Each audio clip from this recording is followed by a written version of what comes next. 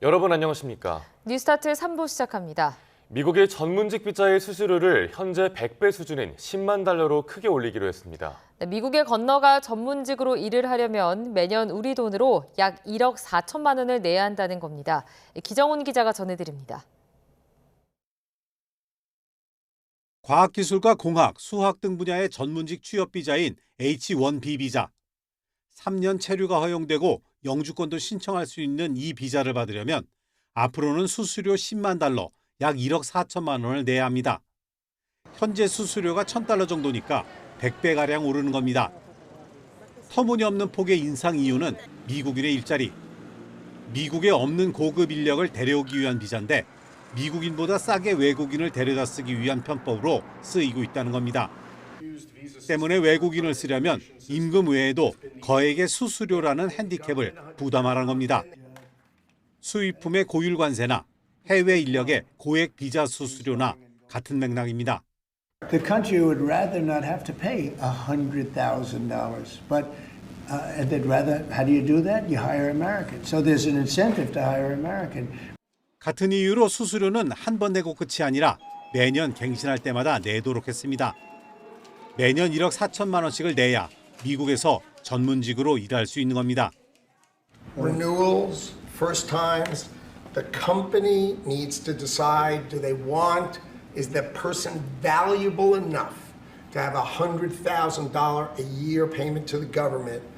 블룸버그 통신은 이번 조치가 구금시설이나 장벽 건설 등 이민정책 수행을 위한 재원 확보에도 목적이 있다고 전하면서 비슷한 정책이 지속될 것임을 시사했습니다. 우리 정부와 기업도 고민이 깊어졌습니다. 지난번 조지아주 구금 사태 이후 우리 정부가 H-1B 비자에 한국인 할당을 더 많이 확보하기 위해 노력할 것이라는 관측이 많았습니다. 우리 인력이 미국에서 안정적으로 일할 수 있게 하자는 건데 반대의 결과가 나온 겁니다. 비자의 문턱이 높아지다 못해 담벼락이 돼버린 수준이라 긍정적 영향을 기대하기란 사실상 어렵습니다. 아직 낮추지 못한 25% 관세 벽에 비자 수수료까지 악재로 등장하면서 경제에 낀 먹구름은 더 두터워지는 모양새입니다. YTN 기정훈입니다. 네, 이렇게 미국이 전문직 비자인 H-1B의 수수료를 10만 달러로 올리기로 한 가운데 이는 신규 신청자에게만 부과되는 일회성 납부라고 백악관이 밝혔습니다. 로이터와 AFP에 따르면 익명을 요구한 백악관 관계자는 H-1B 비자에 대한 10만 달러 수수료가 갱신이나 기존 비자 소지자에게는 적용되지 않는다며 이같이 말했습니다. 트럼프 미국 대통령이 전문직 비자 수수료를 100배나 인상한 데 대해 기업들은 비자 문제 해결이 늦어지고 미국 내 사업 전망이 더 불투명해질 수 있다는 우려를 나타내고 있습니다. 업계 관계자는 미국 현지 법인에서 외국 인력을 채용해야 하는데 1인당 연간 1억 4천만 원씩 비용을 내야 한다면 부담이 될 수밖에 없다고 토로했습니다. 또 다른 업계 관계자도 비자 문제 해결이 쉽지 않을 것으로 봤지만 비자를 대가로 거액을 요구하는 것까지 보니 단기간에 비자 문제가 풀리지 않을까 봐 걱정이 크다고 밝혔습니다. 다음 달 말 경주에서 열리는 에이펙 정상회의 때 미중 정상 간의 만남이 성사되면서 큰 관심을 모으고 있습니다. 미중 간 전략적 갈등 속에 두 정상이 6년여 만에 마주하는 자리인데 경주에서 양국 갈등의 해법을 찾을 수 있을지 주목됩니다. 김문경 기자가 보도합니다.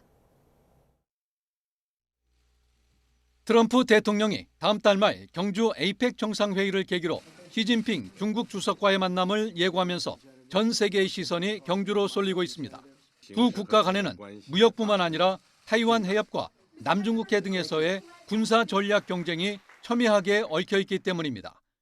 今天人类又面临和平还是战争、对话还是对抗、共赢还是零和的抉择。 미중 갈등 속에 6년여 만에 두 정상 간 만남이 성사됐지만 일단 경제 문제부터 우선 집중할 것으로 보입니다. 트럼프 대통령은 이번 만남을 공개하면서 중국의 인기 동영상 플랫폼 틱톡 매각을 거론했습니다.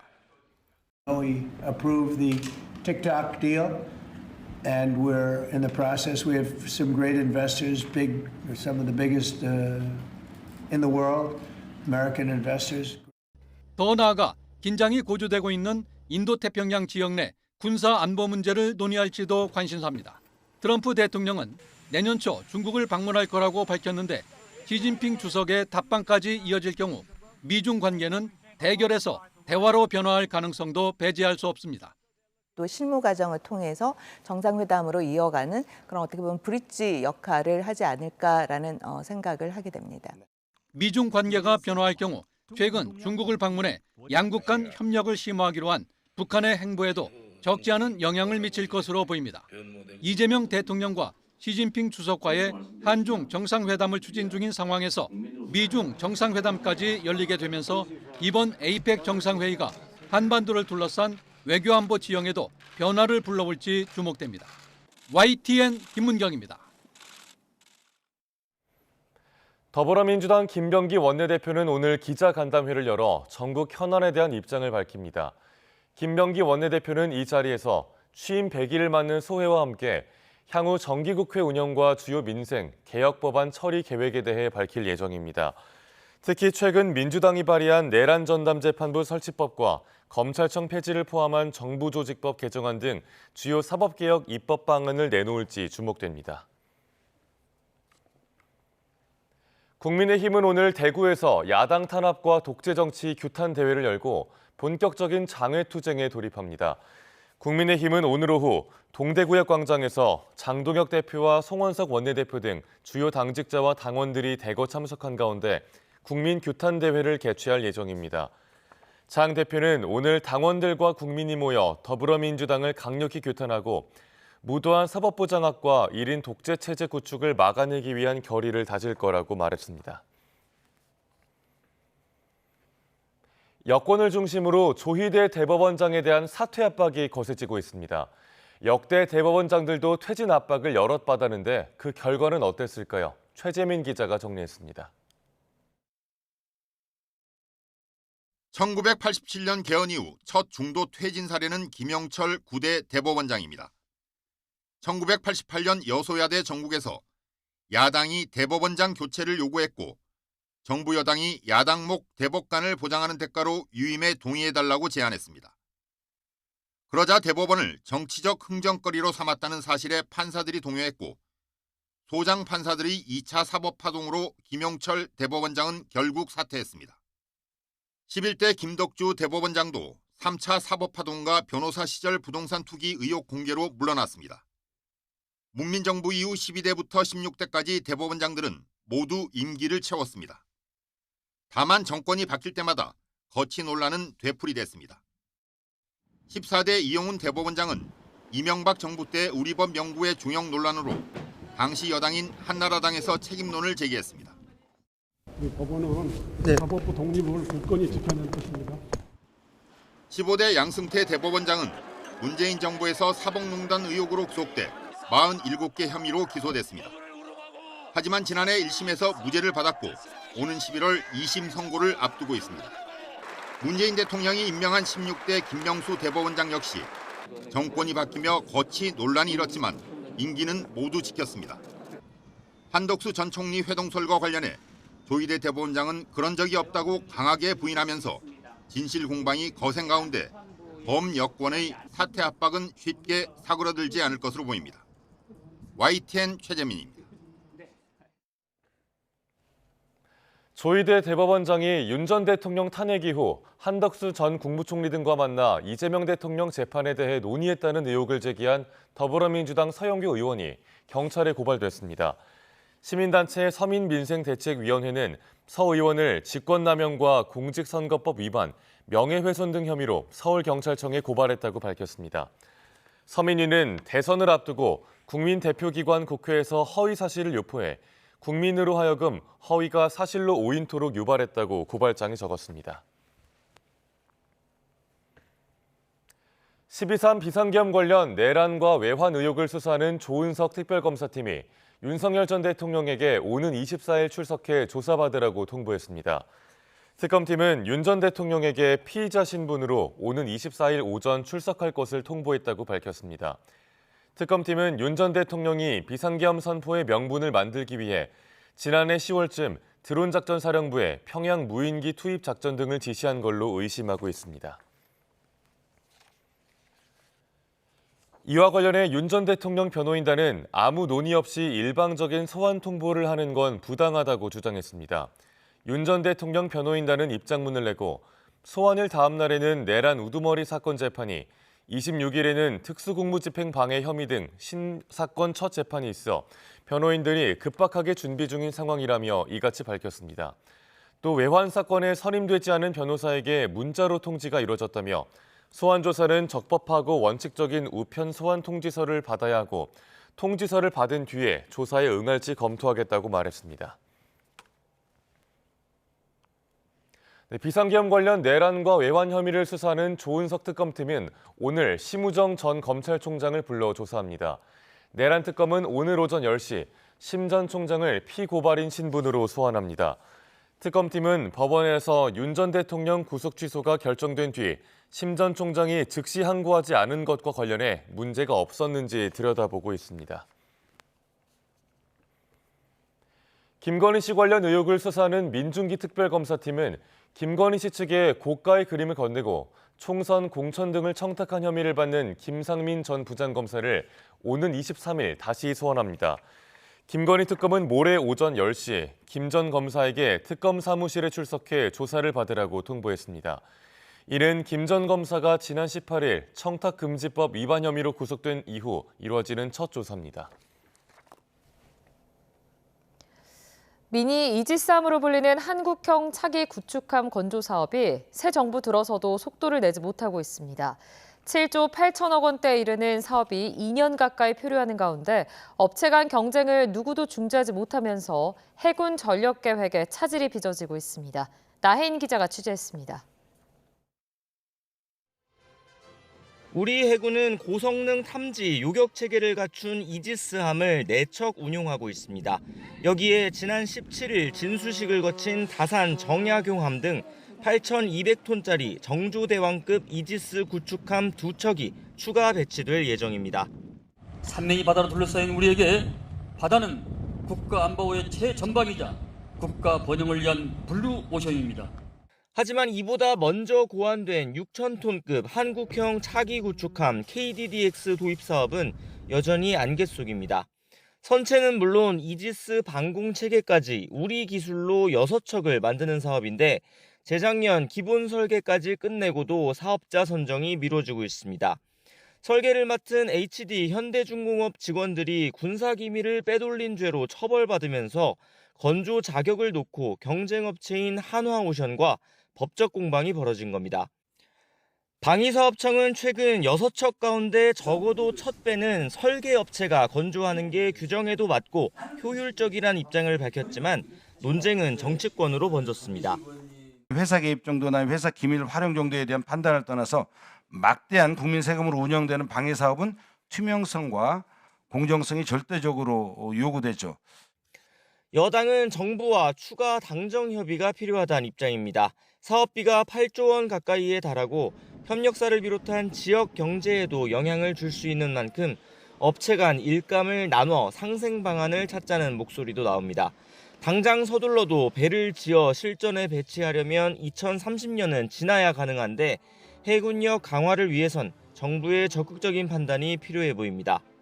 YTN 나인입니다. 최근 정부가 고강도 노동 안전 대책을 내놓은 데 이어 검찰도 산업 현장 중대재해 수사 체계를 정비하고 엄정 대응하기로 했습니다. 불법 파견으로 산업재해가 발생하면 구속 수사를 적극 검토하기로 했습니다. 오승훈 기자입니다. 대검찰청은 먼저 중대산업재해 사건을 신속하고 엄정하게 처리한다는 방침 아래 부장검사 책임수사제를 도입했습니다. 사건 지휘와 영장 청구, 송치까지 부장검사가 직접 챙기겠다는 겁니다. 서울과 인천, 수원 등 산재가 많은 5개 검찰청에서 시범 운영하는데 중요 사건을 맡은 검찰청에는 대검 전담 검사와 수사관 인력이 지원됩니다. 동일 사업장에서 반복해서 산업재해가 발생하거나 다수 인명피해가 발생할 경우 노동청 등과 5일 이내 수사협의회를 엽니다. 중복수사로 인한 혼란을 막기 위해서인데 검찰은 노동청, 경찰과 합동수사도 적극 시행할 계획입니다. 검찰은 특히 불법 파견으로 산업재해가 발생할 경우 구속 수사를 적극 검토하고 중형을 구형하겠다고 강조했습니다. 지난달까지 중대재해처벌법 유죄 선고 사건은 50여 건인데 경영 책임자 등에 선고된 징역형 평균 형기는 1년 1개월, 법인 벌금은 평균 1억 1천만 원에 그쳤습니다. 더는 솜방망이 처벌 논란이 제기되지 않도록 검찰이 적극 대응하겠다는 취지로 읽힙니다. 앞서 정부는 연간 3명 이상 사망사고가 난 법인에 대해 최대 영업이익의 5%를 과징금으로 물리는 법 개정을 추진하기로 하는 등 강도 높은 안전대책을 내놨습니다. 정부에 이어 검찰까지 나서 산재에 엄정 대응하기로 한 가운데 실제 효과가 있을지 주목됩니다. YTN 오승훈입니다. 민생 회복의 마중물 역할을 위한 소비 쿠폰이 내일부터 추가로 지급됩니다. 모든 국민에게 줬던 1차 때와는 달리 소득 상위 10%는 지급 대상에서 제외됩니다. 누가 어떻게 받는지 양일육 기자가 정리했습니다. 2차 소비 쿠폰으로 국민 한 사람에게 돌아가는 금액은 10만 원입니다. 다만 소득 하위 90%만 받을 수 있습니다. 이를 위해 우선 고액 자산가 가구는 대상에서 제외됩니다. 지난해 재산세 과세 표준 합계액이 12억 원을 넘거나 귀속 금융소득이 2천만 원을 넘는 경우인데 248만여 명이 이에 해당합니다. 이와 함께 지난 6월 부과된 가구별 건강보험료 합산액을 바탕으로 지급 대상이 추려집니다. 외벌이 4인 가족의 경우 연소득 1억 7,300만 원, 1인 가구는 연소득 7,500만 원이 기준입니다. 본인이 지급 대상인지 궁금하면 카드사나 건강보험공단 누리집에서 확인 가능합니다. 단 정부나 금융기관을 사칭한 금융사기 피해가 발생할 수 있으므로 주의가 필요합니다. 정부와 카드사는 UR이나 링크가 포함된 문자나 메시지를 직접 발송하지 않으므로 이를 사칭한 스미싱에 각별히 주의해 주시기 바랍니다. 앞서 모든 국민을 대상으로 한 1차 소비 쿠폰은 대상자의 99%가 신청해 9조 원 넘게 지급됐습니다. 신용카드나 체크카드로 받은 경우가 3,464만 건으로 가장 많았고 지역사랑 상품권과 선불카드가 뒤를 이었습니다. 정부는 1차 소비 쿠폰 지급 이후 소비 회복과 소상공인 매출 증가 효과가 나타났다고 봤습니다. 상품 소비를 뜻하는 소매 판매액 지수가 전월 대비 2.5% 늘어나 29개월 만에 최대폭으로 증가한 것으로 이러한 소비 회복 흐름을 이어가는데 2차 소비 쿠폰이 불쏘시개 역할을 할 거로 정부는 기대하고 있습니다. YTN 양일혁입니다.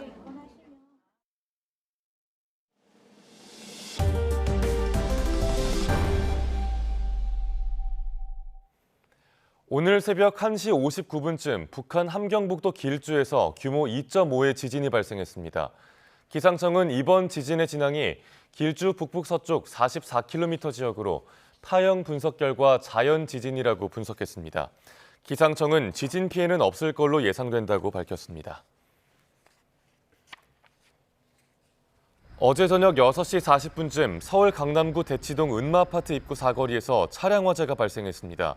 불은 20여 분 만에 완전히 꺼졌고 운전자가 스스로 대피해 인명피해는 없었습니다.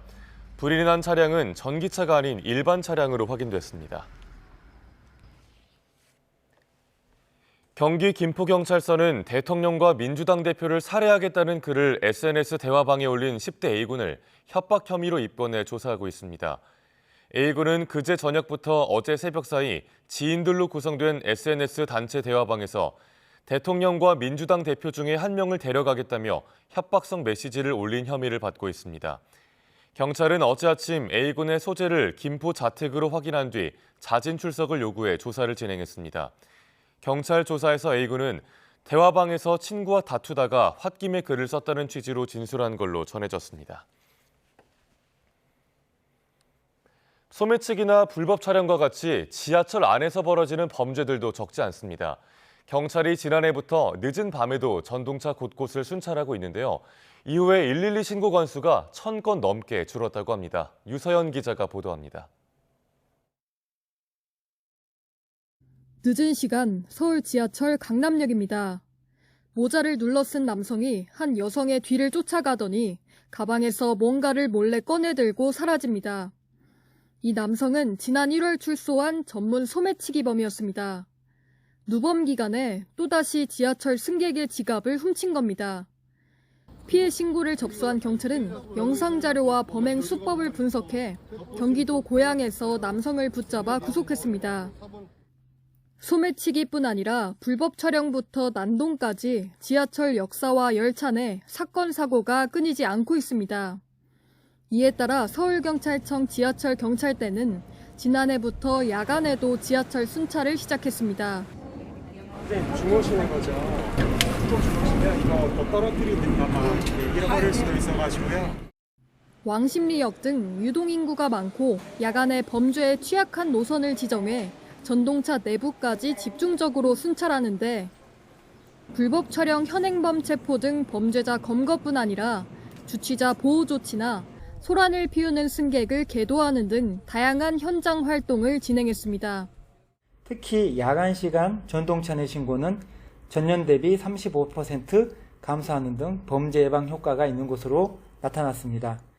경찰은 특히 술에 취했거나 야간 귀갓길에 잠시 졸게 되는 경우 절도 피해에 취약해질 수 있다며 주의를 당부했습니다. 또 앞으로도 적극적인 순찰로 더 안전한 지하철 환경을 만들기 위해 노력하겠다고 밝혔습니다. YTN 유서연입니다. 65세 이상 노인 등 코로나19 고위험군을 대상으로 한 예방접종이 다음 달 15일부터 시작됩니다. 최근 유행 변이에 맞춘 신규 백신이 사용되고 독감 백신과 동시 접종도 가능합니다. 김희영 기자입니다. 올해 코로나19 예방접종은 다음 달 15일 시작해 내년 4월 30일까지입니다. 접종 대상은 지난해와 같습니다. 65세 이상 노인과 생후 6개월 이상 면역 저하자, 요양병원 등 감염 취약시설 입원 입소자 등입니다. 다만 접종 시작은 순차적으로 진행됩니다. 75세 이상은 다음 달 15일부터, 70세에서 74세는 20일, 65세에서 69세는 22일부터 백신을 맞을 수 있습니다. 이번 접종에 활용되는 백신은 전 세계에서 유행 중인 변이 바이러스에 맞춘 신규 백신으로 530만 명 분량입니다. 지난해와 마찬가지로 1회 접종이 원칙이지만 12세 미만 면역 저하자 등 일부는 의료진과 상담 후 접종 횟수를 결정해야 합니다. 65세 이상 노인은 독감 백신과 동시 접종이 가능합니다. 주소지와 관계없이 가까운 위탁 의료기관이나 보건소에서 백신을 맞을 수 있고 신분증을 반드시 지참해야 합니다. 질병관리청은 매년 코로나19 유행 변이가 달라지는 만큼 고위험군은 반드시 신규 백신으로 접종받을 것을 당부했습니다. YTN 김희영입니다. 정원 박람회로 이름난 전남 순천시가 이제 콘텐츠 중심 도시로서의 미래를 열어가고 있습니다. 이를 위해 글로벌 웹툰 허브센터가 문을 열었는데요. 김범환 기자가 전해드립니다. 세계 정원 박람회 개최로 대한민국 생태 도시로 자리매김한 전남 순천시. 순천에서는 K 콘텐츠의 꿈나무들이 자라고 있습니다. 배우는 과정에서는 조금 힘든 점도 있긴 했는데 그래도 재미있고 점점 배우는 게 더 재밌어져가지고 개인적으로는 좋았습니다. 콘텐츠 클러스터 조성에 앞장서고 있는 순천시의 글로벌 웹툰 허브센터가 문을 열었습니다. 모두 30여 개 기업이 입주하게 돼 K 콘텐츠 장작의 산실이 될 것으로 기대됩니다. 자기 재능을 좀 믿어주고 존중해주고 그런 그 분위기에서 좀 능력 발휘를 할 수 있는데 여기서 일하면서 굉장히 존중받고 있다는 생각을 많이 했어요. 글로벌 웹툰 허브센터는 청년 취업과 창업 등 도시 균형 발전을 위해 지금은 쇠락한 순천 옛 도심의 둥지를 틀었습니다. 왜냐하면 현장성이 굉장히 중요하거든요. 창의적인 사고가 필요한 산업입니다. 그런데 요 오시는 분들하고 저희들이 대화를 나눠보면 순천처럼 창작 활동을 하기 좋은 도시가 없다고 합니다. 다음 달 순천에서는 전국 최대 규모의 캐릭터 드론쇼 등 다양한 문화 체험과 국내외 스타트업들의 교류가 어우러지는 콘텐츠 한마당 축제가 열릴 예정입니다. YTN 김범환입니다.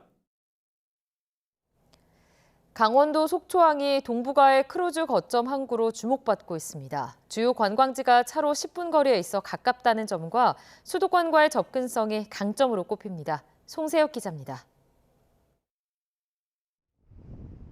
속초항을 출발한 11만 톤급 크루즈선이 기항한 일본 하코다테 항입니다. 이곳에서 노면 전차로 3개의 정거장을 가면 쇼핑 명소 아카렌가 창고가 나오고 이어 걸어서 10분 거리엔 케이블카 탑승장이 있습니다. 케이블카로 300여 미터 정상에 오르면 도심과 바다가 한눈에 펼쳐집니다. 이곳 일본 하코다테는 연간 100차례 이상 크루즈선이 찾는 대표 기항지입니다. 이 노면 전차를 타거나 걸어서 10분 안팎이면 주요 관광지에 닿을 수 있다는 점이 인기 비결 중 하나입니다. 속초항은 2016년 이후 크루즈가 33차례 입항해 누적 관광객 수 7만여 명을 기록했습니다. 하코다테보다 아직 실적은 적지만 비슷한 장점을 갖췄습니다. 속초항에서 설악산과 중앙시장 등 모든 핵심 관광지가 차로 10분 거리 안에 집중돼 있습니다. 관광 또는 전통시장 방문이라든가 또 DMZ 우리 같은 경우에는 방문하는 이런 거리가 굉장히 가깝게 이루어지기 때문에 컴팩트 시티의 장점이 있고요. 동해안 최북단 항구로서 북방 항로 연계에도 유리합니다. 또 2027년 동서 고속철도가 개통되면 서울에서 속초까지 1시간 40분이면 닿을 수 있고 시내 노면 전차 설치도 추진 중입니다. 또 탄다해도 속초에서 탈 것 같아요. 속초 크루즈가 출발하는 게 경기도 쪽이나 대전 외에는 굉장히 접근성이 좋은 것 같아요. 다만 낮은 국제 인지도와 노선 확대는 여전히 과제로 남아 있습니다. 관광 콘텐츠 개발을 중점을 두어야 되고 그다음에 또 지역별로 해외에 홍보를 어떻게 할 것인가 하는 부분들을 고민을 해야 됩니다. 코로나19 사태 이후 크루즈 관광이 회복세를 보이는 가운데 속초항이 동북아 크루즈 거점 항구로 성장할 수 있을지 주목됩니다. YTN 송세혁입니다. 팔당댐 방류량 증가에 따라 어제 한강버스 운항이 중단됐습니다. 서울시는 최근 내린 많은 비로 팔당댐이 초당 3,300톤을 방류하면서 재난안전대책 기준에 따라 선박 운항을 통제했다고 밝혔습니다. 오늘 운항은 팔당댐 방류량 상황과 선착장 운항, 부유물로 인한 선박 영향 정도 등을 세밀하게 점검한 뒤 운항 여부가 결정됩니다. 항공 탑승 시스템 제공업체에 사이버 공격이 발생해 유럽 주요국 공항들에서 차질이 빚어지고 있습니다. 현지 시간 20일 로이터와 AP통신에 따르면 영국 런던 히스로 공항은 항공사들의 체크인과 탑승 시스템을 제공하는 미국 업체 콜린스 에어로스페이스가 기술적 문제를 겪고 있어 이륙 항공편 지연이 빚어질 수 있다고 밝혔습니다. 벨기에 브뤼셀 공항은 전날 밤 체크인 탑승 서비스 제공업체에 대한 사이버 공격으로 자동화 시스템이 작동되지 않으면서 수동 체크인과 탑승 절차만 가능한 상태라고 말했습니다. 또 독일 베를린 브란덴부르크 공항도 유럽 전역에서 영업하는 시스템 제공업체의 기술적 문제로 체크인 시 대기 시간이 길어지고 있다고 밝혔습니다. 러시아가 유엔 안전보장이사회에서 이란의 핵개발 관련 제재를 복원하는 방향으로 표결이 이루어지자 긴장을 고조시키는 행위라며 비판했습니다. 특히 대이란 제재를 완화하는 결의안에 반대한 미국과 유럽 국가들은 물론 9월 안보리 의장국으로 결의안을 작성 제출한 한국도 비난했습니다. 러시아 외무부는 현지 시간 20일 성명에서 이란 핵 합의에 참여한 유럽 국가들과 그 영향을 받는 안보리 의장국인 한국 행동의 도발적, 불법적 성격을 비판해왔다고 밝혔습니다. 볼로디미르 젤렌스키 우크라이나 대통령이 한반도식 정전 시나리오에 거듭 회의적인 반응을 보이면서 종전협상보다는 안전보장이 중요하다고 밝혔습니다. 젤렌스키 대통령은 현지 시간 20일 취재진으로부터 한국식 시나리오를 논의 중인지 우크라이나와 러시아 간 협정 체결 없이 휴전 합의가 가능한지를 묻는 질문에 이같이 답했습니다. 젤렌스키 대통령은 아무도 한국식, 핀란드식 모델을 고려하지 않는다며 누구도 종국에 어떤 일이 일어날지 모르지만 어떤 안보 보장이 중요한지는 안다고 말했습니다. 팔레스타인 무장정파 하마스가 가자시티 점령을 목표로 지상전을 개시한 이스라엘에 인질들이 사라질 수 있다는 경고 메시지를 보냈습니다. 타임스 오브 이스라엘에 따르면 하마스는 현지 시간 20일 가자 지구에 남은 인질 47명의 얼굴 사진이 담긴 포스터 한 장을 공개했습니다. 그런데 각 인질들 사진마다 1986년 레바논에 포로로 잡혔다가 실종된 이스라엘 공군 조종사 론 아라드의 이름을 적어뒀습니다. 이는 이스라엘이 군사작전을 계속할 경우 인질들은 돌아가지 못하고 장례도 못 치를 운명에 처할 거라는 경고로 풀이됩니다. 이제 한국식 치킨은 김치와 불고기처럼 한식을 대표하는 먹거리로 자리매김하고 있습니다. 뉴질랜드 웰링턴에서 열린 대규모 맥주 축제에 한국식 치킨이 곁들임 음식으로 등장해 눈길을 끌었는데요. 이준섭 리포터가 전해드립니다. 뉴질랜드의 행정수도 웰링턴. 북섬 최남단의 도시에서 대규모 맥주 축제가 한창입니다. 행복한 표정으로 맥주를 받아드는 사람들 옆에 먹음직스러운 치킨이 눈에 띕니다. 프라이드부터 양념까지 한국 특별전에서 선보인 한국식 치킨입니다. 윷놀이와 딱지치기 같은 전통놀이와 함께 어우러지며 관람객들은 한국의 맛과 멋에 흠뻑 빠져듭니다. Fish and chips and stuff is too greasy. Like fried chicken is just, it's good, it's flavorful. 최근 뉴질랜드에서도 한식의 인기에 힘입어 한국식 치킨이 주목받고 있습니다. 뉴질랜드 내 한식당은 131곳으로 2년 전보다 약 6.9% 증가했는데 그 중에서도 한국식 치킨 전문점은 특히 두드러진 성장세를 보이고 있습니다. 지난 2023년 뉴질랜드에 진출한 한 한국 치킨 업체는 개점 첫 주에만 600명 이상 몰리며 매장 수를 늘리고 있고 현지에서 출발한 업체도 3년 만에 9개까지 지점을 늘렸습니다. 현지인들 역시 튀김 음식에 익숙한 데다 한국식 치킨은 담백한 맛과 다양한 양념이 더해져 인기를 끌고 있다는 평가입니다. The flavors, like you can just get so many different kinds, which is really good. And the Korean chicken is, it's not greasy and it's not like fatty like a lot of like the other chickens would be. 엄청 짜거나 아니면 뭐 엄청 자극적이거나 이런 것보다는 좀 이렇게 전체적인 맛이 잘 조화가 된다는데 요즘 들어서 치킨집들도 많이 들어오고 그래서 전체적으로 뉴질랜드의 치킨의 인기가 많아진 것으로 생각합니다. 이제 한국식 치킨은 단순한 한 끼를 넘어 치맥이라는 새로운 문화로까지 확산하며 뉴질랜드에서 한식 열풍을 이끌고 있습니다. 뉴질랜드에서 YTN월드 이준섭입니다. 모로코에서 한국과 모로코 청년들이 함께 땀 흘리며 협력하는 뜻깊은 자리가 마련됐습니다. 2023년 강진의 상처가 아직 아물지 않은 마라케시 지역과 대도시 카사블랑카의 취약 지역 곳곳에서 다양한 봉사활동이 이어졌는데요.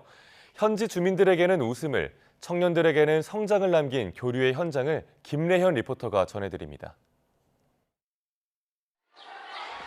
모로코의 대도시 카사블랑카의 취약 지역. 무슨 일인지 오늘따라 아이들의 환한 웃음소리가 끊이지 않습니다. 우리나라 코이카 봉사단원들과 모로코 NGO 단체 소속 청년들이 함께 마련한 체험 부스에서 아이들은 유연성과 균형 감각을 시험해봅니다. 단순한 신체 측정을 넘어 스스로의 가능성을 발견하는 시간. 아이들에게는 자존감을 키우는 특별한 경험이 됐습니다. 순발력, 협응성 또는 무슨 균형 감각, 키, 몸무게, BMI 같은 걸 측정하고 그걸 데이터로 남기고 아이들도 내가 이런 활동이 어떤 능력과 관련이 있는지 직접 체험해보면서 알아가는 부스를 운영해보았습니다. 스포츠를 통한 교류도 이어졌습니다. 봉사단원으로 참여한 전 국가대표 소프트볼 선수 기태화 씨는 스포츠가 주는 즐거움을 통해 아이들에게 자신감을 심어줬습니다. 모로코 친구들이랑 수업을 하면서 저도 같이 성장할 수 있는 기회가 돼서 정말 좋았던 것 같습니다. 강진의 상흔이 남아있는 마라케시에서도 봉사는 계속됐습니다. 여전히 심리적 아픔을 안고 살아가는 아이들은 종이를 접고 그림을 그리며 마음을 표현했습니다. 이어진 한국식 운동회, 박터트리기 놀이를 하며 모처럼 해맑은 웃음을 되찾았습니다. 오는 길부터 엄청 험난해서 걱정이 많았는데 생각보다 여기 사시는 분들이 많이 웃으시고 행복하게 사시는 것 같아서 보기 좋았고 저도 그 웃음에 조금 더 이렇게 조금 도움을 드린 것 같아서 뿌듯합니다. النهاية كان ترفيه والحمد لله كان فعلا برنامج ناجح وجميع الساكنات ديال دوار إيمينو قرزي فرحين ورحبوا وتيتمناو ان شاء الله الرحمن الرحيم باش تعاود تكرر هذه التجربه هذه. 서로 다른 언어와 문화를 넘어 희망을 나누기 위해 손을 맞잡은 한국과 모로코 청년들. 두 나라 청년들의 아름다운 나눔이 내일을 밝혀줄 작은 빛이 됐습니다. 모로코에서 YTN 월드 김래연입니다. 프로축구 K리그 1 2위 김천이 선두 전북을 적진에서 무너뜨리고 2위 자리를 지켰습니다. 김천은 전주 월드컵 경기장에서 열린 K리그 30라운드 원정 경기에서 골과 도움을 1개씩 기록한 박상혁의 활약을 앞세워 전북을 2대1로 이겼습니다. 대전은 대구와의 홈 경기에서 3대2로 승리를 거두고 올 시즌 대구전 3전 전승을 달렸습니다.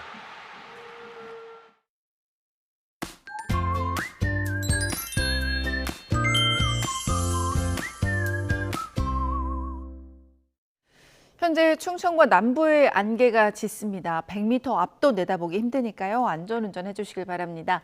아침에는 꽤 선선합니다. 현재 서울과 전주 기온이 17도 선으로 겉옷이 필요한데요. 하지만 낮에는 서울이 27도, 전주가 28도까지 오릅니다. 일교차가 크다는 점 기억하시기 바랍니다. 오늘 점차 맑아지겠지만 영동과 경북 동해안은 오전까지 비가, 또 제주도는 밤부터 비가 오겠고 제주도와 동해안, 경남 해안에는 강풍도 예상됩니다. 현재 기온 살펴보겠습니다. 현재 춘천이 14.5도, 대구가 17.4도고요. 낮에는 덥습니다. 서울이 27도, 대전이 17도, 전주 28도, 대구도 26도까지 오를 것으로 보입니다. 이번 주 수요일에는 전국적으로 또 한 차례 비가 내릴 전망입니다. 날씨였습니다. 뉴스타트 3부 마칩니다. 함께해 주신 여러분 고맙습니다.